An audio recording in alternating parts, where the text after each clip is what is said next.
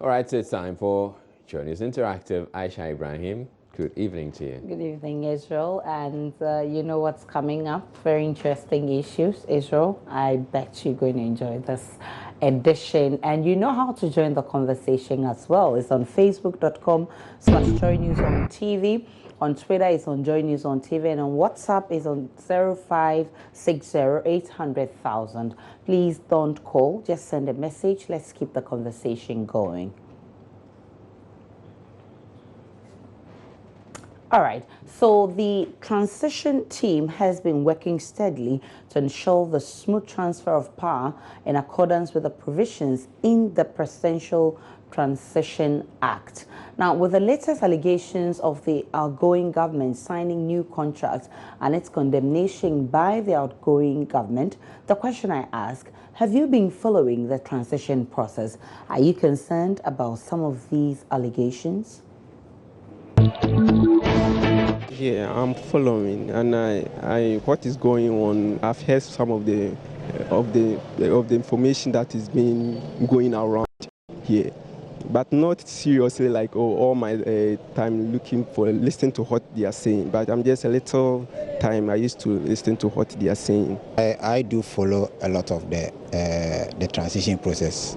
I listened to the inauguration where Hannah Tete is the spokesperson for the government NDZ, and Osafo Mafu is for the president-elect. And although they are on it seems I learned today Monday, they'll give them all the documents about the whole process. And this morning I was listening to the news and they were saying that they will pick the documents and then go through, and if there's a need for questions, they will do the question them and know where the country is going and the state of affairs of the country. So I do follow. I listen to a lot of the news from different channels a lot. No, I'm not much interested in what they are doing. All this is part of our building our country. They want to transferring government. There's government that's going out and a new government is coming inside. It's good because as they want, they need to take the various documents that will that they will have access to as to how to run the government for the next 4 years. But as I spoke earlier on, that I'm part-timer and part-timer, always we have time with our work and then books. We don't really have the time to watch what is going on in the country. Actually, what I normally do is I normally listen to all those news to know the extent where the country is going, because since we are doing a transition and a new government is coming, we have to know the state of affairs of the country. So I decided to take critical analysis of the whole issue about new government and the government NDC to see where the country is going, because they are handing new, they are giving power to the new government. So I have to know the state of affairs. So if the country is going other way, I will know where the country is going. That's why I normally listen. All right, so those were some comments from the streets of Accra on our social media platforms. You are sending a lot of messages. Israel, let's see what's on Facebook. Yeah, on Facebook, where Francis Anoche says, it will be prudent if the government or exiting government includes members of the incoming administration to oversee how these alleged contracts are awarded in order to ensure proper continuation of the process. It makes no sense for the government to rush the country into contracts at this time. They should be paying unpaid contractors rather than giving out new ones. And to the contract awardees, they should not allow themselves to be fooled. If the incoming government finds everything wrong with their contracts, they will be terminated on simple grounds of legality. Savior Nate says, so far as they are not doing it for themselves and it is for the development of Ghana, I don't have any problem at all. I think government is a continuous process. Let us not wear political lenses to view it. Kwesi Boateng Ayepa says, my only problem is the signing of a new contract which its execution goes beyond January 7, 2017. Even though the sitting government is locus to do anything within the ambit of the law, left to me alone, I will not engage anything that will last beyond my time unless it's extremely essential to do so.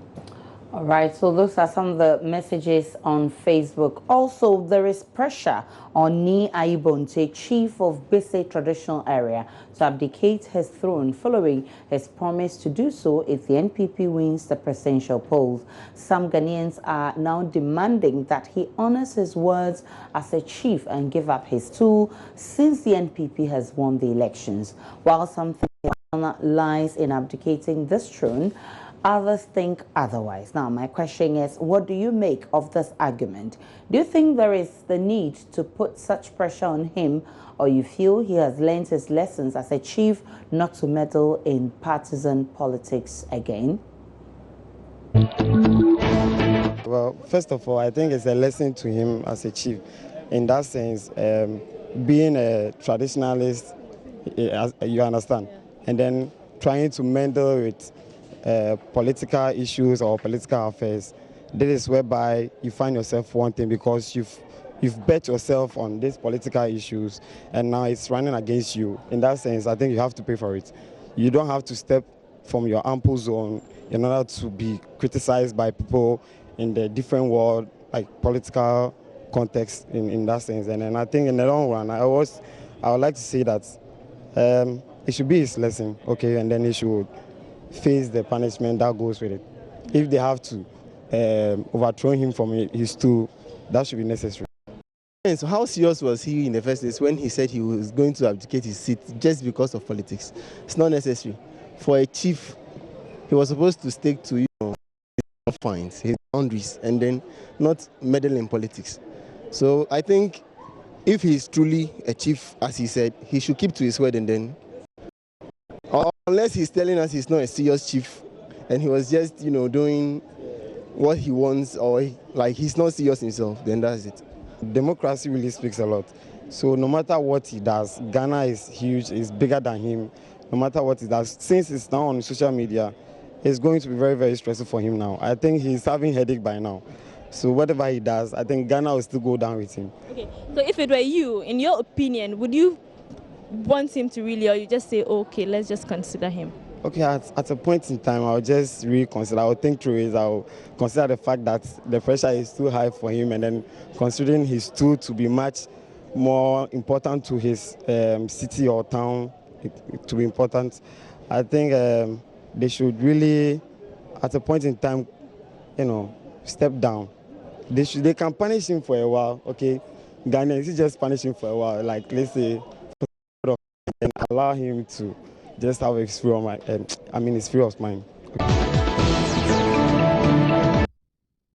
This is really a dicey situation, Israel.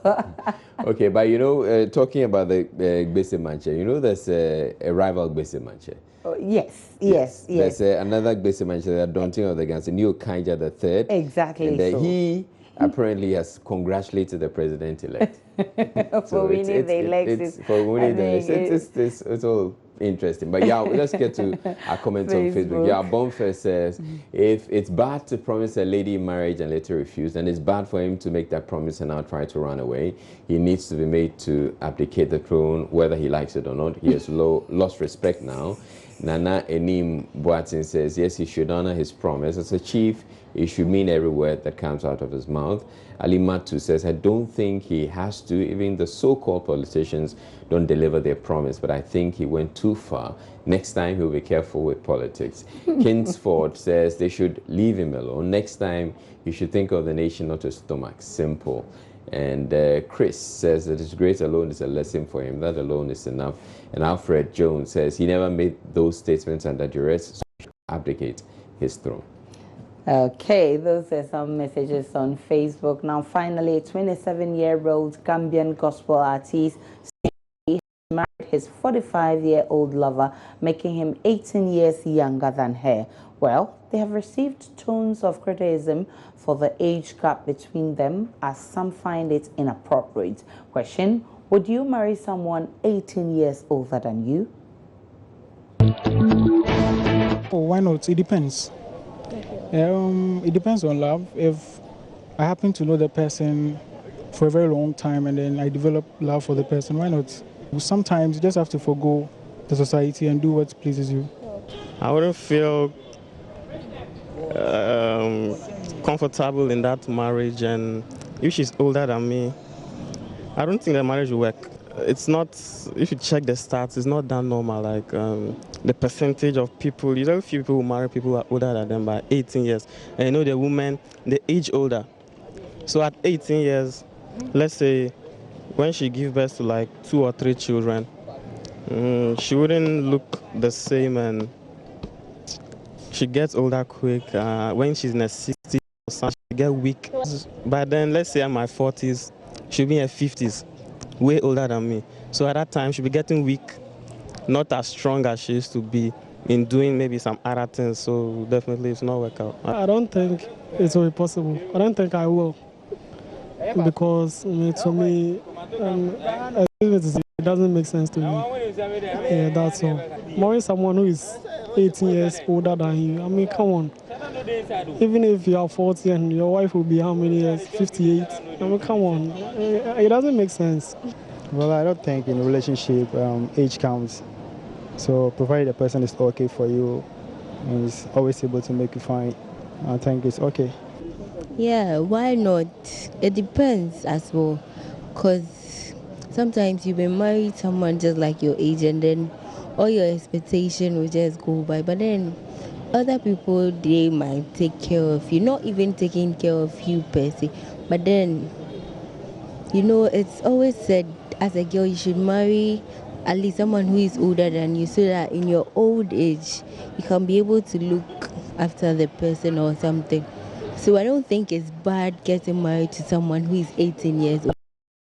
It depends. It's all about love. Yes, I will, provided if he can provide for me and love me very well. Okay. I will. Some people get married to people who are 20 years older than them and they are still living. It doesn't matter the age. Love does not talk about age. It talks about the love.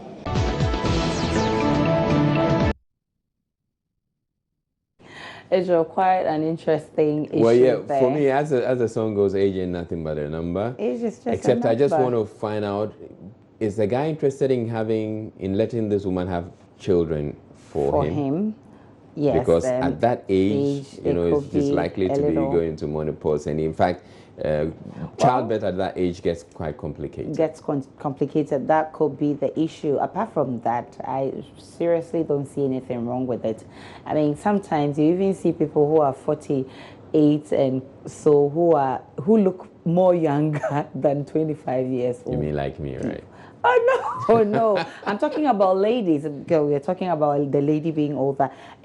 And that brings the fact that if it was actually the man who was 18 years older than the lady, it wouldn't have been an issue at all. It's actually and I really don't see a problem with it. Let's see what people are saying. Okay, few comments on Facebook. Nana Kwame said, no need to waste time. What happens 20 years from now when one gets weaker? Cheating starts. You people, they here say love. And Nana Kusia says, if my husband is 32 years older than fully enjoying our marriage, age is nothing though. Like you said, Aisha. Yes. I mean, if it happens to be if the guy who's older, it's not really an issue. And Ali says, once you don't share direct blood relationship with the person, marriage is permitted between you, and age is not a factor at all. And Akan Ling says, this is typical rhythmical madness. So what benefits will they achieve out of this marriage or love?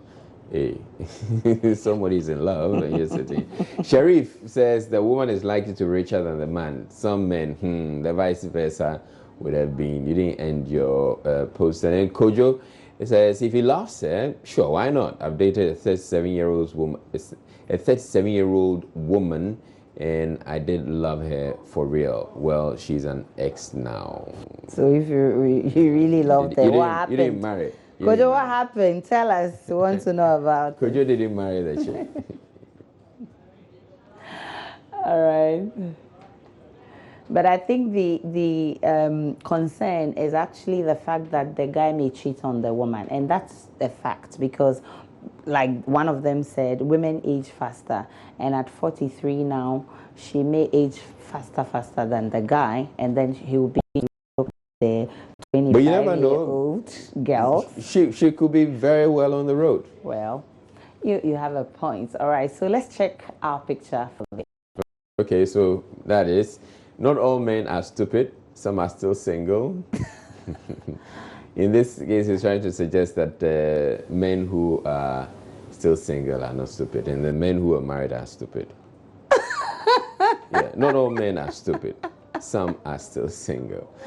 But it's not true. But that's not true. I mean, why would he say this? I'm sure he's single, Yeah, so yeah, he just wants a co-equal, that's all. And that's where we wrap up the interactive segment. My name is Aisha Ibrahim. I apologize we couldn't bring your WhatsApp comments. We're trying to get it. And tomorrow, we promise to bring you some comments on WhatsApp. Many thanks for watching.